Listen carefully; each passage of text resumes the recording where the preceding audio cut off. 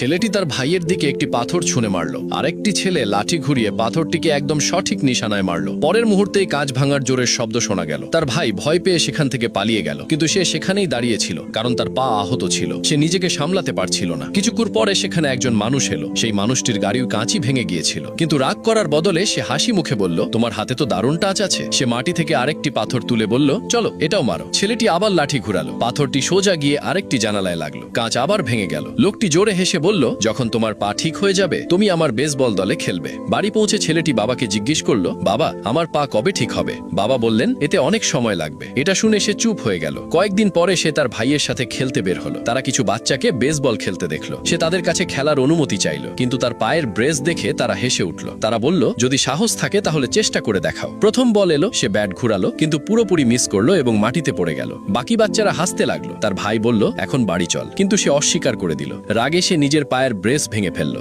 যেন সে নিজেকে মুক্ত করে ফেলেছে। পরের বল এলো, সে পুরো শক্তি দিয়ে ব্যাট ঘুরালো। বলটি সোজা গিয়ে লাগলো, কিন্তু বড় ছেলেরা বলল, এই শট গণ্য হবে না। দুই ভাই চুপচাপ সেখান থেকে চলে গেল। কিছু সময় পরে শহরে বেসবল দল গঠনের ঘোষণা হলো। ছেলেটি নাম লেখানোর চেষ্টা করলো, কিন্তু কোচ বলল তার বাবা মায়ের সই দরকার। রাতে সে ফর্ম নিয়ে বাবার কাছে গেল, কিন্তু বাবা সই করতে অস্বীকার করলেন, কারণ তিনি ভয় পাচ্ছিলেন তার পা আবার আহত হবে। ভাই তার দুঃখ দেখল। পরের দিন সে নিজেই বাবার সই নকল করে দিল। সন্ধ্যায় কোচ তাদের বাড়িতে এলো। তিনি বাবাকে জিজ্ঞেস করলেন, তিনি কি সই করেছিলেন? বাবা কাগজ দেখে বললেন, এটা তার লেখা নয়। তিনি রেগে গেলেন। তখন ছোট ভাই সামনে এসে বলল, সই সে করেছে, যাতে তার ভাই দলে যোগ দিতে পারে। বাবা তাকে বাইরে নিয়ে গিয়ে বকাঝকা করলেন। পরের দিন ছেলেটি বাবার কাছে গেল। সে বলল, বাবা বেসবল আমার স্বপ্ন। তারপর সে একটি ছোট ছবি দেখালো, যেখানে মাঠে খেলোয়াড়দের জায়গা আঁকা ছিল। বাবা কিছু বললেন না, কিন্তু তার চোখে নরম ভাব ছিল। অনেক বছর পরে সেই একই ছেলে সেই মাঠে দাঁড়িয়েছিল। যন্ত্রণা, সংগ্রাম আর পরিশ্রমের পর সে সেই খেলাই খেললো যা একসময় তাকে থামিয়ে দিয়েছিল। আর সেদিন সে মাঠে সবচেয়ে বেশি উজ্জ্বল হয়ে উঠেছিল।